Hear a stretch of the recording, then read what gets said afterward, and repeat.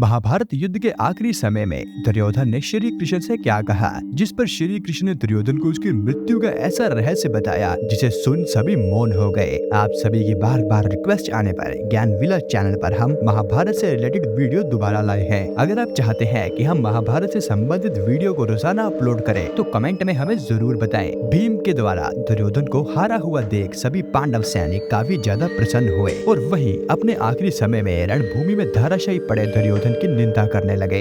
भगवान श्री कृष्ण ने जब यह देखा कि पांडव अयोग्य बात कर रहे हैं, तब वह उन सब से बोले, मरे हुए शत्रु को पुनः मारना उचित नहीं है। तुम लोगों ने इस मंदबुद्धि दुर्योधन को बारंबार कठोर वचनों द्वारा घायल किया है। श्री कृष्ण के मुख से यह वचन सुन राजा दुर्योधन अपने दोनों हाथ पृथ्वी पर टेक कर बैठ गया। उसे प्राणों का अंत कर देने वाली भयंकर पीड़ा हो रही थी, तो भी उसकी चिंता न करते हुए दुर्योधन ने अपने कठोर वचनों द्वारा वासुदेव नंदन भगवान श्री कृष्ण को पीड़ा देना प्रारंभ किया और दुर्योधन ने श्री कृष्ण से कहा, ओ कंस के दास के बेटे, मैं जो गदा युद्ध में अधर्म से मारा गया हूँ, इस कुकृत्य के कारण क्या तुम्हें लज्जा नहीं आती? जो प्रतिदिन शूर वीरों का भारी संहार मचा रहे थे, उन पितामह भीष्म को तुमने शिखंडी के द्वारा वध करवाया। अश्वत्थामा के नाम वाले हाथी को मारकर तुम लोगों ने द्रोणाचार्य के हाथ से शस्त्र नीचे डलवा दिए। क्या वह मुझे ज्ञात नहीं है? इस दुष्ट द्युमन ने पराक्रमी आचार्य को उस अवस्था में मार कर आया जिसे तुमने अपनी आंखों से देखा,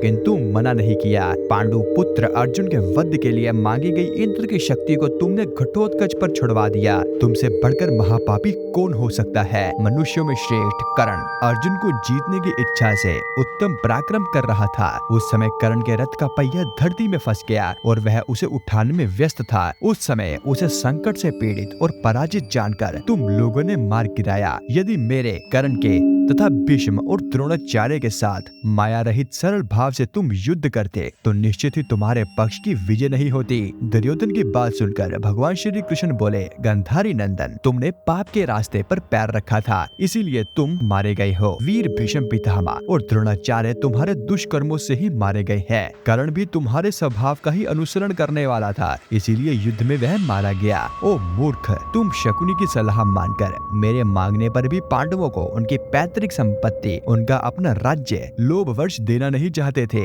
तुमने जब भीमसेन को विष दिया, समस्त पांडवों को उनके माता के साथ लाक्षागृह में जला डालने का प्रयत्न किया और द्रुत क्रीड़ा के समय द्रौपदी को जब तुमने घसीटा, तभी तुम वध के योग्य हो गए थे। भीष्म पितामह पांडवों के अनर्थ की इच्छा रखकर युद्ध भूमि में पराक्रम प्रकट कर रहे थे। उस समय अपने मित्रों के हित के लिए शिखंडी ने उनका वध किया। वह कोई दोष या अपराध की बात नहीं है। आचार्य द्रोण तुम्हारा अच्छा करने की इच्छा से अपने धर्म को पीछे करके असाधु पुरुषों के मार्ग पर चल रहे थे, अतः युद्ध स्थल में दुष्ट द्युमन ने उनका वध किया। गांधारी नंदन, पांडवों ने यहाँ जो तुम्हारे साथ बर्ताव किया है उसमें कौन सा अधर्म है?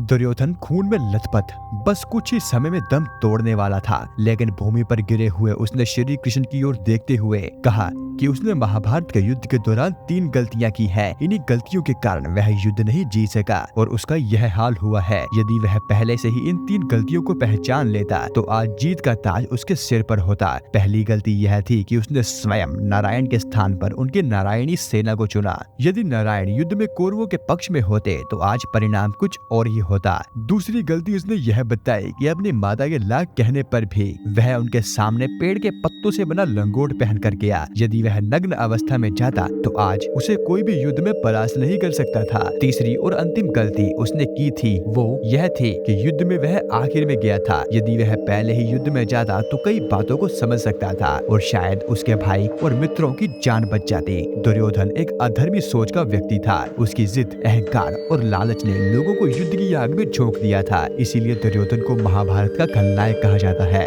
महाभारत की कथा में ऐसा प्रसंग भी आया है कि दुर्योधन ने काम पीड़ित होकर कुंवारी कन्याओं का अपहरण किया था। द्रुत क्रीड़ा में पांडवों के हारे जाने पर जब दुर्योधन भरी सभा में द्रौपदी का अपमान कर रहा था, तब गांधारी ने इसका विरोध किया था। फिर भी दुर्योधन नहीं माना। यह आचरण धर्म विरुद्ध ही तो था।